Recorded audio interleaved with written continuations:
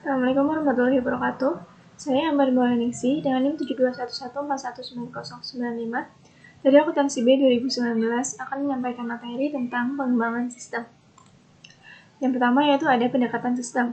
Pendekatan sistem adalah suatu urutan pemecahan masalah. Dalam langkah pertama, masalah dihadapi terlebih dahulu. Langkah kedua mempertimbangkan berbagai solusi alternatif, dan langkah ketiga memilih solusi terbaik. Langkah-langkah dari pendekatan sistem ada 3, yaitu tahap pertama ada upaya persiapan, tahap kedua ada upaya definisi, dan tahap ketiga ada upaya solusi.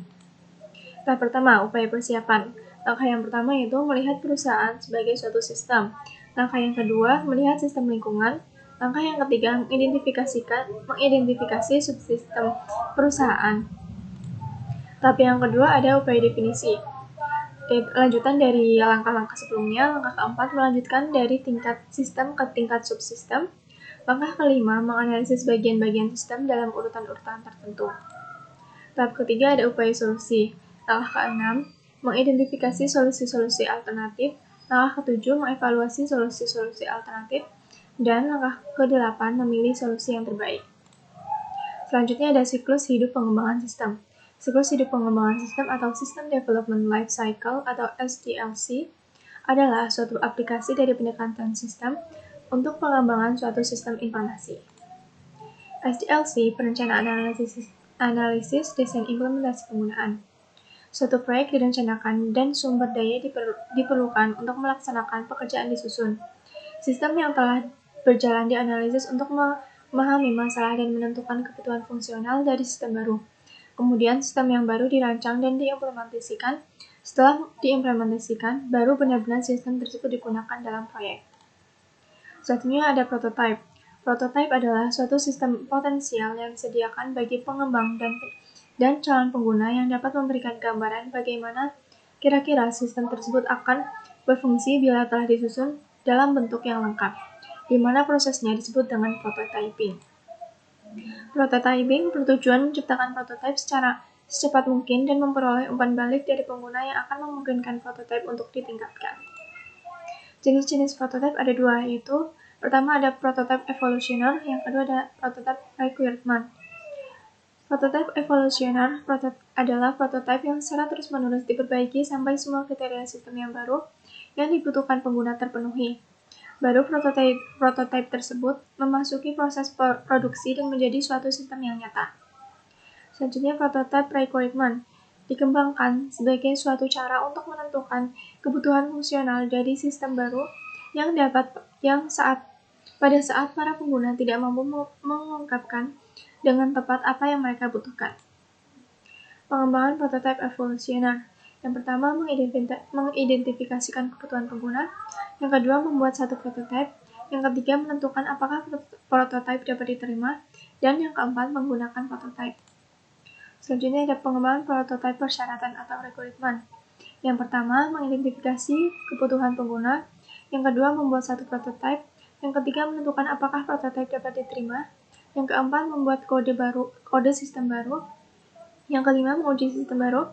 Dan yang keenam, menentukan apakah sistem yang baru dapat diterima, menentukan sistem baru untuk menjadi sistem produksi.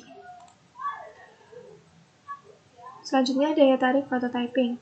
Yang pertama, membaiknya komunikasi antara pengembang dan pengguna. Yang kedua, pengembang dapat melakukan pekerjaan yang lebih baik dalam menentukan kebutuhan pengguna. Yang ketiga, pengguna memainkan peranan yang lebih aktif dalam pengembangan sistem. Yang keempat, pengembang dan pengguna menghabiskan waktu dan usaha yang lebih sedikit dalam mengembangkan sistem. Dan yang terakhir, implementasi menjadi jauh lebih mudah karena pengguna tahu apa yang diharapkannya. Selanjutnya, potensi kesulitan dari prototyping. Yang pertama, terburu-buru dalam membuat prototype dapat menyebabkan pengembang mengambil jalan pintas dalam mendefinisikan masalah, membuat evaluasi alternatif dan dokumentasi. Yang kedua, pengguna mungkin sangat terkesan terhadap prototipe sehingga mempunyai harapan yang tidak realistis terhadap sistem produksi. Yang ketiga, prototipe evolusioner mungkin tidak seefisien seperti sistem yang diprogram dengan suatu bahasa pemrograman. Dan yang terakhir, interaksi antara komputer dan manusia yang difasilitasi oleh prototyping tools tertentu tidak bisa menjaminkan teknik mendesain yang baik. Selanjutnya ada Rapid Application Development atau RAD. RAD adalah istilah yang dibuat oleh James Martin untuk menggambarkan suatu siklus hidup pengembangan yang dibuat untuk menghasilkan sistem secara cepat tanpa menurunkan kualitas. RAD adalah seperangkat strategi, metodologi, dan peralatan yang terintegrasi dalam satu kerangka kerja menyeluruh yang disebut rekayasa informasi. Rekayasa informasi adalah pendekatan menyeluruh terhadap pengembangan sistem. Unsur-unsur penting dari RAD, yang pertama ada manajemen, yang kedua ada manusia, yang ketiga ada metodologi, dan yang terakhir ada tools. Pengembangan berfase. Pengembangan berfase merupakan gabungan pengembangan SDLC tradisional, prototype, dan RAD. SDLC memberikan kontribusi tahap urutan logis, prototype memberikan kontribusi metode umpan balik terhadap pengguna untuk mengetahui apa yang dibutuhkannya, sedangkan RAD memberikan kontribusi mengenai pemahaman bahwa keterlibatan pengguna lebih dari sekedar merespon prototype, tetapi juga terlibat dalam pengembangan sistem. Pengembangan berfase, yang pertama ada investigasi awal, yang kedua ada analisis desain, yang ketiga ada konstruksi awal, yang keempat ada konstruksi akhir, dan yang kelima ada instalasi dan pengujian sistem. Selanjutnya, Business Process Redesign atau BPR. BPR adalah proses untuk meningkatkan dan memperbaiki sistem yang sudah ada dikarenakan sistem yang lama sudah tidak layak untuk dijadikan sebagai sumber informasi. Sistem warisan. Informasi dari sistem lama masih dibutuhkan, namun dibutuhkan sistem yang baru. Sistem baru yaitu aktivitas perusahaan memerlukan sistem baru untuk menghasilkan informasi. Teknik dari BPR ada dua, yaitu teknik rekayasa terbalik dan rekayasa ulang. Rekayasa terbalik adalah proses menganalisis suatu sistem untuk mengidentifikasi elemen-elemen dan cara elemen-elemen untuk berinteraksi, serta untuk menciptakan dokumentasi dalam tingkat yang lebih tinggi dari yang sekarang telah ada. Sedangkan rekayasa ulang adalah rancang ulang lengkap suatu sistem lama dengan tujuan untuk mengubah fungsionalitas sistem tersebut. Selanjutnya ada pemodelan proses. Pemodelan proses pertama kali dilakukan dengan penggunaan diagram alur atau flow chart.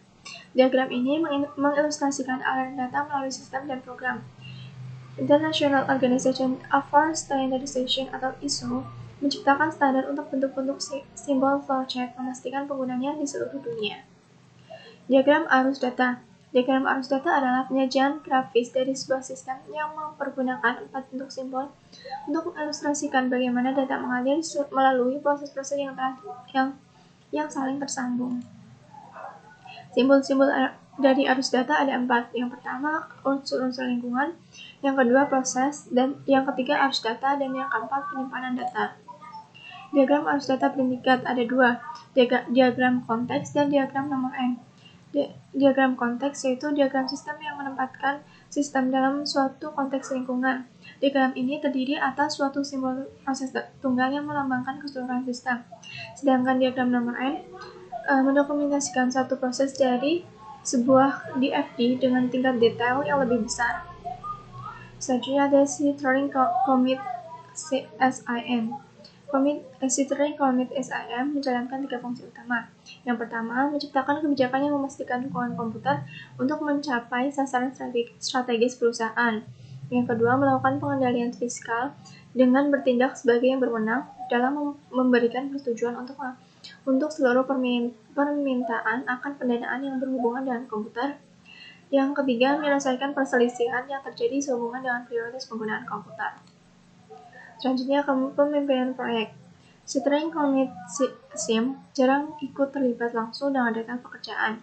Tanggung jawab jatuh ke tangan tim proyek. Tim proyek meliputi semua orang yang ikut berpartisipasi dalam pengembangan sistem informasi.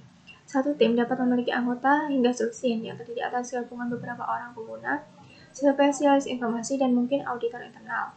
Auditor akan memastikan bahwa desain sistem telah memenuhi beberapa persyaratan tertentu dilihat dari segi keakuratan, pengendalian, keamanan, dan auditabilitas. Selanjutnya ada input pengestimasian biaya. Sebuah work breakdown structure atau WBS mengidentifikasikan aktivitas proyek yang akan membutuhkan sumber daya. Kebutuhan sumber daya mencantumkan sumber daya tertentu yang akan dibutuhkan dan berapa jumlahnya. Pertama ada tarif sumber daya atau resource rates. adalah biaya per unit untuk setiap jenis sumber daya. Selanjutnya, estimasi durasi aktivitas menyebutkan periode pekerjaan yang dibutuhkan untuk menyelesaikan aktivitas.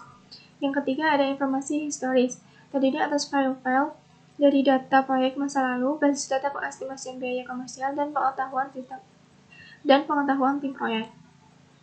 Alat-alat dan teknik estimasi biaya. Estimasi analogis menggunakan biaya aktual proyek-proyek serupa yang telah dilakukan di masa lalu sebagai dasar untuk memproyeksikan biaya dari proyek yang sedang dipertimbangkan. Teknik ini digunakan ketika hanya terdapat sedikit informasi lain yang tersedia. Selanjutnya, output pengestimasian biaya. Estimasi biaya dibuat untuk seluruh sumber daya yang dibebankan ke proyek dan biasanya dinyatakan dalam unit-unit keuangan yang berlaku, seperti dolar atau euro. Estimasi seperti ini dapat disempurnakan kembali selama proyek berlangsung untuk mencerminkan tambahan informasi seiring dengan semakin jelasnya proyek tersebut. Sekian materi yang dapat saya sampaikan. Terima kasih. Wassalamualaikum warahmatullahi wabarakatuh.